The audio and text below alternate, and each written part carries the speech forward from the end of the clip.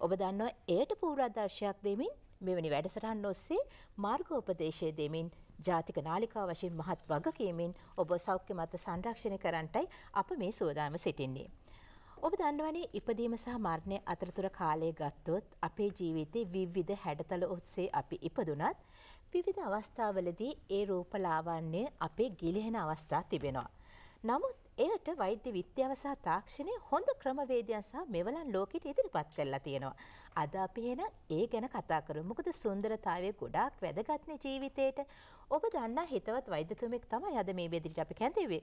වෛද්‍ය නිමල් ගමගේ මැතිතුමා. ආයුබෝවන් ඔබතුමාට වෛද්‍යතුමනි. ආයුබෝවන්. එතුමා රූපලාවන්‍ය පිළිබඳ විශේෂඥ වෛද්‍යතුමෙක් නිසා අද අප සුන්දර වෙන ගැන එක ගැන කතා කරමු. ඔබ දන්නවනේ ලෝකයේ මුලින්ම පිනවන දේ තමයි අපේ ඇහැ. ඇහැ පිනවන්න පුළුවන් වෙන්නේ ලස්සන රූපකායකට ලස්සන දෙයකට පමණයි. වෛද්‍යතුමනි මා කිව්වා පරිදි මේ සුන්දර වීම, ලස්සන වීම, තරුණ වීම අපේ ජීවිතේට වැදගත් වෙනවද? ඔව් විශේෂයෙන්ම වැදගත් වෙනවා. ඒ කියන්නේ අපි මොන දේ කරත් අපි ඉස්සෙල්ලාම දකින්නකොට කවුරු හරි දකින්නකොට අපිට ඉස්සෙල්ලාම ඒ ලැබෙන ඒ රූපය දැක්කම තමයි එයාට ඉම්ප්‍රෙෂන් එකක් එන්නේ එයා ගැන. ඉතින් ඒ පළවෙනි තමයි තප්පර දෙක තුනක් ඇතුළත දකින්න රූපේ තමයි ගොඩක් අය හිතේ පවතින්නේ. ඉතින් ගොඩක් ලස්සනට ඉන්නව නම් තරුණ විදිහට ඉන්නව නම් අපේ ජීවිත සාර්ථකමක් කරගන්න ඒක ගොඩක් වැදගත් වෙනවා. ඔව්. වෛද්‍යතුමා කිව්ව බොහොම අපූර්ව දෙයක්. ඇහැ පිනවීම ඒක සත්‍යයක්. මානව හිමිකම් ලබා තියෙන අප සැමම මුලින්ම පිනවන ඉන්ද්‍රිය තමයි අපේ ඇහැ කියන්නේ. ඉතින් වෛද්‍යතුමා මේ තරුණකම කියන එක ස්වභාව ධර්මය විසින් අනිවාර්යයෙන්ම අපිට අනියත දෙයක්. ඒ අනියත දේ ජය ගන්නටයි ඔබ අද කතා කරන්නේ. එහෙමනම් මේ තරුණකම රැක ගන්න සහ මේ සුන්දරතාවය රැක ගන්න මොන වගේ ක්‍රමවේදයන්ද නවීන විද්‍යාව සහ තාක්ෂණය හොයාගෙන තියෙන්නේ? ඔව්. අපේ නවීන වෛද්‍ය තාක්ෂණයෙන් හොයාගෙන තියෙනවා ගොඩක් අලුත් ක්‍රම. අපි මේ ක්‍රම අලුත් කිව්වට ගොඩක් වෙලාවට අපි හිතමු දැන් ගොඩක් අය අපි ලස්සන ගැන කියනකොට අපි හැමේ ලස්සන අපි පවත්වන්න ඕනේ. ඊට අමතරව අපි රූපය ලස්සනට තියාගන්න ඕනේ. එතකොට රූපේ ලස්සනට තියාගන්න ලොකු බාධකයක් වෙන්නේ ගොඩක් වෙලාවට අනවශ්‍ය මේදිය තැන්පත් වීම. එහෙම නැත්නම් වයසට යනකොට අපි මූණේ ඇති වෙන රැලි ඒ වගේ දේවල්. එහෙම නැත්නම් මූණ පහළට වැටෙන එක. ඉතින් ඒවා වළක්වන්න අලුත් ක්‍රම තියෙනවා. අපේ පරණ ක්‍රම. දැන් මේදී ඉවත් කරන එක ගැන කිව්වම 1000 වර්ෂයකට ඉස්සෙල්ලා තමයි මේක පටන් ගත්තේ. ඒ වුණාට දැන් අලුත් ක්‍රම 1000 ඒ කියන්නේ දශක දෙකක්වත් නැහැ. සමහර දශකයක්වත් නැහැ අලුත් ක්‍රම ඇවිල්ලා. අපිට මේ අලුත් ක්‍රම වලින් පුළුවන් ලෙඩාට කිසිම ජීවිත හානියක් නොවන විදිහට ඒ අනවශ්‍ය මේදී ඉවත් කරන්න. ඊටත් අමතරව සමහර පසුගිය වසර කීපය තුළ ඇවිත් තියෙන අලුත් ක්‍රම මේ මේදේම අපිට භාවිතා කරලා පුළුවන් ඒ තමන් වයසට යන විට රූපේ ඇති වෙන වෙනස්කම් අනිත් පැත්තට හරවන්න. ඒ කියන්නේ අපේ ලස්සන පවතින මූණයි සමහර ප්‍රදේශවලින් ඒ ප්‍රදේශවලින් මේදේ ඉවත් වෙනවා වයසට යනකොට. සමහර ප්‍රදේශවල මේදේ වැඩි වෙනවා. මේ වැඩි වෙන මේදේ අරගෙන අපිට තැම්පත් කරලා පුළුවන් කෙනෙක්ගේ රූපය ඒ තරුණ විදියට ආයෙත් ලබා ගන්න. ඔව් වෛද්‍යතුමනි දැන් මේ රූපකාය ගැන බලනකොට අපි දන්නවා අපේ ශරීරයේ දැන් වයසට යනකොට වැහැරෙන ස්ථාන තියෙනවා. ඇස් යට, කම්බුල, අපේ අත් අනවශ්‍ය විදිහට මේද තැන්පත් වෙන විවිධ ස්ථානවල හැඩතල අපේ ක්‍රමක්‍රමයෙන් ගිලිහෙන්නට පුළුවන්. මේ කියන සෑම තැනකටම ඔබ මේ කියන මේද ඇතුළත් කිරීම සහ මේද ඉවත් කිරීම කියන ක්‍රමවේදයන් දෙකම භාවිත කරන්න පුළුවන්ද? ඔව් හැබැයිම පුළුවන්. ඒතර ගොඩක් වෙලාවට අපි වයස යනකොට අපි දන්නවා අපේ උදරේ ගොඩක් මේද තැන්පත් වෙනවා. විශේෂයෙන්ම කාන්තාවන්ට බබාලා හම් වෙනකොට ගොඩක් වෙලාවට මේද තැන්පත් වෙනවා. එතකොට තමගේ රූපය අවලස්සන වෙනවා. ඉතින් මේ වගේ දේවල් ඒගොල්ලෝ ගොඩක් හිතින් වැටෙනවා. සමහරවිට මේවා ගැන කතා කරන්නවත් බැරි වෙනවා. සාමාන්‍ය අපි දොස්තරලා ගාවට ගියාම මේ වගේ දේවල් කතා කරන්න ඒගොල්ලෝ ලැජ්ජයි. එනවා දැන් අපි නූතන වෛද්‍ය තාක්ෂණය අනුව අපිට මේකට ජීවිත හානියක් නොවි ආයිත් අර කලින් ලබාගත තිබිච්ච රූපය ඒ විදිහටම ලබා ගන්න පුළුවන්කම තියෙනවා. ඔව්. ඇත්තටම අද දවසේ අපි සාකච්ඡා කරන්නේ වෛද්‍ය නිමල් ගමගේ මැතිතුමා. එතුමා රූපලාවන්‍ය පිළිබඳ විශේෂඥ වෛද්‍යතුමේ. වෛද්‍යතුමනි මට මෙහෙම කතාවකුත් මතක් වෙනවා. දැන් අපි කතා කරන නවීන විද්‍යාව තාක්ෂණයේ ඔස්සේ.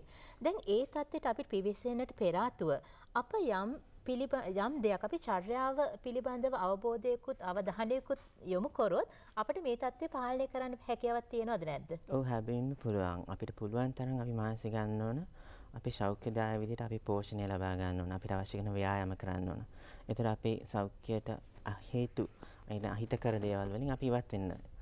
ගොඩක් වෙලාවට අපි දැන් ලස්සන ගැන කියනවා නම් ගොඩක් ඉරේලියට යන අයට ගොඩක් වෙලාවට ඉරේලියට වැටෙනවා තමයි හැම වයසට යනවා රැලි වැටෙනවා කළු වෙනවා. ඉතින් මේ වගේ දේවල් අපිට පුළුවන් තරම් වළක්වන්න ඕනේ. ඉතින් මේ වගේ අපිට දැනීම තියෙන්න ඕන. කුඩා ළමයින්ගේ කාලේ ඉඳලා. දැන් කුඩා ළමයි වුණත් ගොඩක් අවුව ඉන්නවනම් ඒගොල්ලන්ට ඒ වගේ ඉක්මනට වයසට යනවා වගේම නෙමෙයි. සමහරවිට මෙලනෝම වගේ දේවල් හැමේ කැන්සර් වගේ දේවල් වුණත් ඇති වෙන්න පුළුවන්. ඒකන අපි දැනීම තියෙන ගොඩක් හොඳයි. වෛද්‍යතුමනි දැන් අපි දන්නවා දැන් ඒ රූපලාවන්‍ය ගැන හිතනකොට දැන් ලෝකයක් ගත්තොත් විවිධ වෘත්තීන් වල නියැලෙන පුද්ගලයන් සිටිනවා. දැන් අපි දන්න සමහරක් දැන් අපි රෝහල්වල ශාස්ත්‍රය කරන අපි වගේ අය රාත්‍රී නිදිවරාගෙන ඉන්නවා. ඒ වගේ ඒ වෘත්තියට අදාළව සමහරක් දේවල් අපේ ජීවිතේ අපිට ඉක්ුත් කරන්න බැරි වෙන්නට පුළුවන්. එවැනි අවස්ථාවලදී අපිට මේ ගැටලු වලට මුහුණ පාන්න සිදු වෙන්න පුළුවන්. එවැනි අවස්ථාවේදී තමයි මෙවැනි තාක්ෂණය වැදගත් වෙන්නේ කියලාද ඔබ හිතන්නේ? හැබැයිම ඒ වගේ සාමාන්‍යයෙන් වැඩ කටයුතු වල නියත වන අයට අපේ ලක්ෂණ ගොඩක් වැදගත් වෙනවා.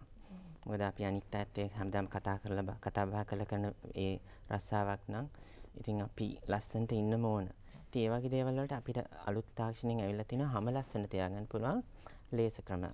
ගොඩක් ලේසර් කිව්වත් ගොඩක් වෙලාවට ඒකට භාවිතා වෙන්නේ ලයිට් ක්‍රම, ආලෝක ක්‍රම සහ මැග්නටිසම් ක්‍රම. වෛද්‍යතුමනි මම හිතන්නේ මම ඒ අහපු ප්‍රශ්නෙට අපිට වීඩියෝ දර්ශන වගේක් තිබෙනවා. අපි ඒක නරඹලම මේ සාකච්ඡාව ඉදිරියට ගෙනිච්චොත් වඩාත්ම තහවුරු වෙයි අපේ ප්‍රේක්ෂකයන්ට අපි මේ මොකක් ගැනද කතා කරන්නේ කියලා. කියනකොට අපි විශේෂයෙන්ම කියන්න ඕන මගේ දැන් ළඟ ඉන්නවා මේ අපේ පෞරුෂත්වය වර්ධනය කරන පිළිබඳව ඒ soft skills trainer කෙනෙක්. එයා තාමත් රැකියාවේ නියුතුව ඉන්නවා. ඒ නිසා ටිකක් කනගාටු වෙනවා මූණේ තියෙන රැලි ගැන.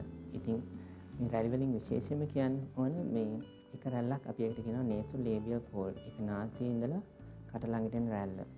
මේ රැල්ල තරුණෙක් කෙනෙක්ට තියෙන්නේ ටිකක් මුරුදු විදියට. ඒක ටිකක් ගැඹුරු වෙනවා වයසට යනකොට. ගැඹුරු වෙනවත් එක්කම ඒක ටිකක් පල්ලෙහාට වැටෙනවා. එතකොට ඊට අමතරව තව රැල්ලක් එනවා කටේ කුණේ ඉඳලා පල්ලෙහාට එන රැල්ලක් අපි ඒකට කියනවා marionette line කියලා. මේ line එකත් සාමාන්‍යයෙන් පටන් ගන්න අවුරුදු 35 වගේ ඉඳලා ඒක වයසට යනකොට ගැඹුරු වෙනවා vertical විදියට එනවා. ඒත් එක්කම තමයි අපි තොල් දිහා බලනකොට එක වෙනසක් පේනවා. තොල් දෙපැත්තෙන් ටිකක් පාතට වැටෙනවා. ඊට අමතරව තොල් වල තියෙන පරිමාවත් අඩු වෙලා තොල් තුනී වගේ පේනවා. එතනින් උඩට යනවා නම් මෙතන අපි කියන එකට රවණ ලයින්ස් කියලා රවණ කොට හැදෙන රැලි සාමාන්‍ය වයසට යනකොට ටිකක් ගැඹුරට පේන්න බලනවා. සාමාන්‍ය තරුණයාට මේකෙන් රවණ කොට විතරයි. සමහර වයසක අයට රවණ නැති වෙලාවටත් ඒ රැලි එහෙම් පිටිම හිටිනවා. ඒ වගේම රැලි එනවා මෙහෙම ඇහැට පැත්තකින් අපි ඒකට කියනවා ක්‍රෝස් ෆීට් කියලා ඉංග්‍රීසියෙන්. ඒ රැලිත් ගොඩක් වෙලාවට සමහර අයට මේ ඒ විදිහටම හිටිනවා. ඒකත් වයස පෙනීම ගෙනත් දෙන එක ලක්ෂණයක් වෙනවා. ඊට අමතරව අපේ සම්පූර්ණ මූණමත් ටිකක් පරිමාව අඩු වෙලා වැටෙන්න බලනවා. එතකොට ගිලා බැසීමක් වගේ වෙන්න පුළුවන් මේ චීක් එක ළඟින්.